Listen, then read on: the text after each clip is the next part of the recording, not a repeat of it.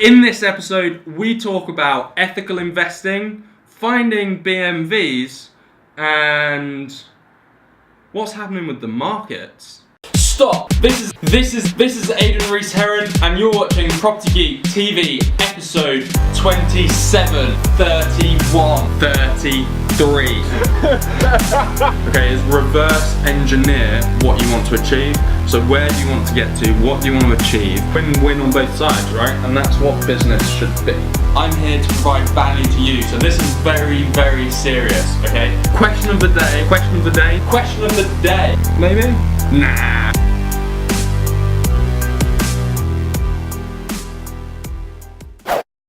This is Aidan Rees-Heron, and you're watching Property Geek TV episode 35.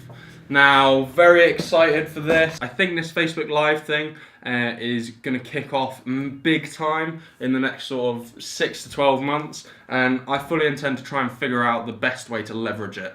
And so I'm quite excited about that. So, without further ado, I think we'll get on with the show.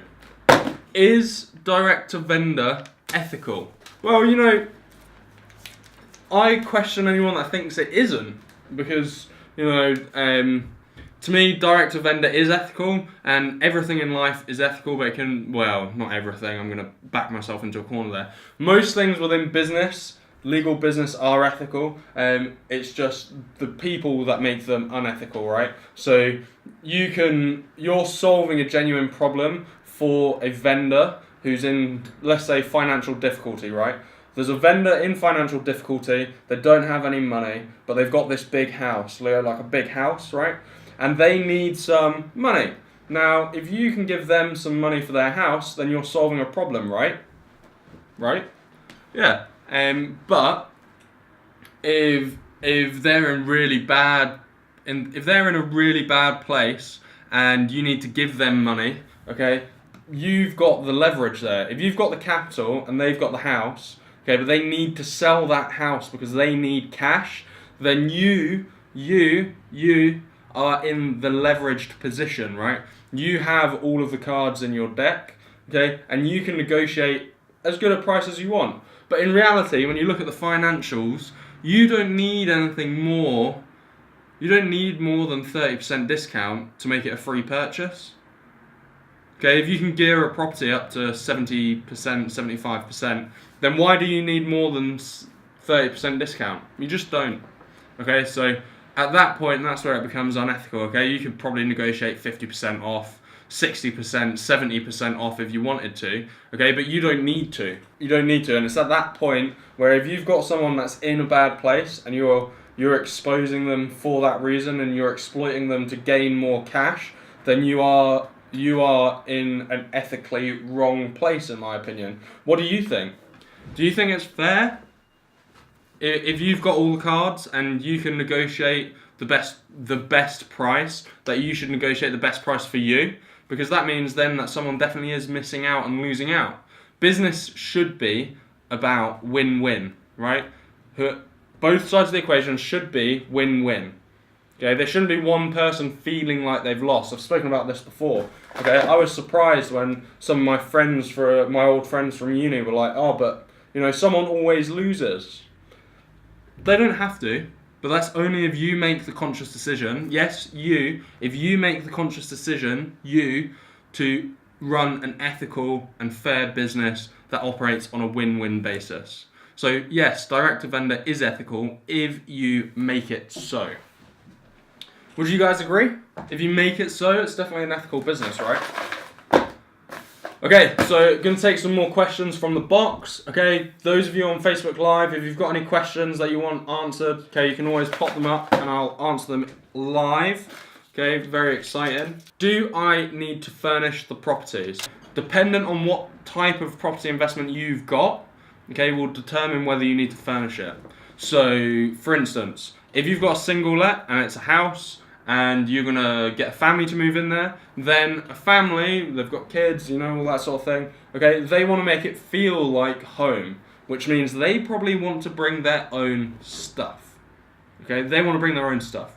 But if you've got a multi-let, or no, actually stick with single lets, right, If we stick with single lets, but you've got a flat in the centre of a city, okay? Typically in flats, people are a little bit more mobile, okay? Or maybe it's their first property, or their second property, or their third property, okay? 1-bed flat, 2-bed flat, right? They're moving around a lot. Maybe they're businessmen, businesswoman, okay? They move around a lot. Do you really think they've got a load of stuff to take with them? No, they don't have a ton of stuff to take with them, right? So what you want to be doing is probably furnishing those flats, okay, or those smaller units, okay? Maybe you just put white goods in there, okay, a couple of wardrobes, a couple of things like that, okay? Or you go the full hog and you deck it out, okay? But sometimes leaving a little bit of space, okay, leaving a little bit of space for tenants to add their own flair, okay, maybe some space for pictures on the walls, things like that. It will make them feel like they're living at home in their own space, and they'll stay longer. But if you've got a multi-let, okay, let's go for a multi-let, that's the first one, okay? People are just renting a room, they just need somewhere to stay. You need to provide them with furnishings, okay? If you want to generate better capital, provide them with furnishings. Do you need to decorate the place? I would recommend so, okay, because it's a mind-boggling fact that if you put some little trinkets and a couple of photos on the wall, okay, you make it look all pretty, okay, your rent goes up considerably more and your retention goes up considerably more than if you just leave it empty, right? Because again, people feel like they live there, it's their home, it's a place that they enjoy, okay? If it's just empty and cold, sure, it works well on paper because you're only spending a little bit of money to deck it out, but people won't stay there long term. They won't worry about leaving, right? But if you deck it out in a way that makes it feel nice, okay, makes people want to stay, then your rents not only go up, but your retention goes down. So rents up, money, retention, your turnover rate goes down, so again, more money, okay? Damage to the property goes down, so more money, okay? So all of these things add up to you generating better capital from a little bit of expense at the start. So why would you not put that little bit of expense in at the start? And again, if you see our SA unit, you know, we've decked it out. It's called dressing the property. We dress the property. You should dress the property. Okay, put little things in there. You want to make, even though that's more like a hotel business, okay, because people are only staying the night, a few nights at a time. Okay, you want to make people feel like they can relax there, because that's how you get repeat bookings. And having nice professional photos done and the place looking beautiful online will also allow you to charge that little bit extra for your rent, which just makes your margins much nicer, prevents damage to the property, all of those things. It gives you a different caliber of people. Hello to everyone on Facebook Live, how's it going? Hope you are doing well. What do you reckon? Should I take another question from the box? Quite enjoying this session. Slowly getting some people on Facebook Live. So I think what I'm going to do is put another question up. Finding BMV deals. Finding BMV deals. So where do you find them? What are they? What are they classified as? Are they real? Is something that we get a lot. And where can you find them, really? I'm just going to move you Facebook Livers, because my camera's just there. I just feel like I can't look at both of you like this. I feel bad that I'm partly ignoring you guys, but I'm not, honestly. I know you're there. It's really exciting that you are. So please comment in the feed section so I know you're there, and if you want me to answer any questions, I will. Cool. What are BMVs? Well, it's defined as below market value property. Okay, so below market value. What do you define market value as? I don't know. Honestly, don't know. Nobody really does. Market value is what the market will buy that property for. So what would somebody buy for it? But also you've got to account for who values a property. Surveyor. How does a surveyor value a property? Is that determined by the market? Do you go around, ask loads of people, oh, hey man, how much do you think this property is? Oh, I don't know, 120 grand? I don't know.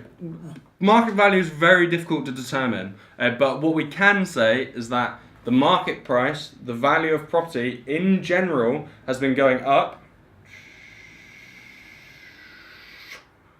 steadily for a very, very, very long time. Very long time. Okay, and on average, it's like property doubles every 7.3 years, something like that. Okay, and so the market just keeps going up, not linear, but it cycles, right? Now, this is the interesting part, right? So we know that the property goes up, that's the average price, right? But what really happens is it peaks and troughs like this. Can you get that on the camera, Leo? Okay, so the market's going up, okay, but it's peaking and troughing. So it's cyclic, right? That's the property boom, the property bust, the market boom, the market bust. It's inevitable that the market will crash again at some point. In fact, I believe we're overdue based on historical cycles. So that's fun. Fact. So yeah, what you have to bear in mind is that as the market is rising, as it's a bullish market, okay, finding BMV deals is very, very difficult. People do it, okay, but it costs a lot of money because you have to do a lot of advertising because there's less people in a place of need that are willing to sell their property for considerably less than it's worth. There's considerably less people that are in a financial place where they need to sell their property, okay? So in the rising market, BMV deals are harder to come by. If you are packaging property deals, yes, if you are packaging property deals, the best thing to do in a rising market is package something that the market wants. Okay, what can you get hold of in a rising market? Well, people want better cash flow, for one, at the moment especially. So you can look to package not BMV deals, but service accommodation units, HMOs, commercial conversions, residential development sites, commercial development sites. All of these things you can package. Okay, you do the analysis on that plot. Okay, you say, look, this is what it could be worth. Okay, and then you sell it to a different type of buyer. Okay, the problem is that there's like an oversupply of buyers and an undersupply of demand. In a downwards market, okay, as the market is crashing, there's more chance for you to locate people that are in a financially difficult position or an emotionally difficult position because the world is crashing in around them, okay, and you're able to generate below market value deals. Now, what you have to be wary of is that your BMV deal, if the market is crashing like this and it flatlines around here, okay, you want to try and arrange your purchase so that you are still buying it below the bottom market value. Okay, so it is quite a technical process, but it's definitely possible to do. Deal packaging of BMVs isn't something we do a lot of, so I can't speak from professional experience. But we do go out and actively find, high cash flowing assets, commercial and residential development sites. So it is something that we do. You just have to be wary of the market conditions and adjust your packaging processes to fit those conditions. Once you're in a declining market, it is possible to find BMV deals. They're easier to come by because more people are in a place of pain and you are able to solve that pain problem. So, question of the day, do you think below market value property trading is ethical? Based on our first question. And how much of a discount is the right amount of discount? How much discount do you think is the right amount of discount off of a property? 10, 20, 30, 40, 50% or more? What do you think? Let me know in the comments below. Let me know in the comments below on YouTube as well. I'm very excited, really enjoyed this session, and I think that is everything.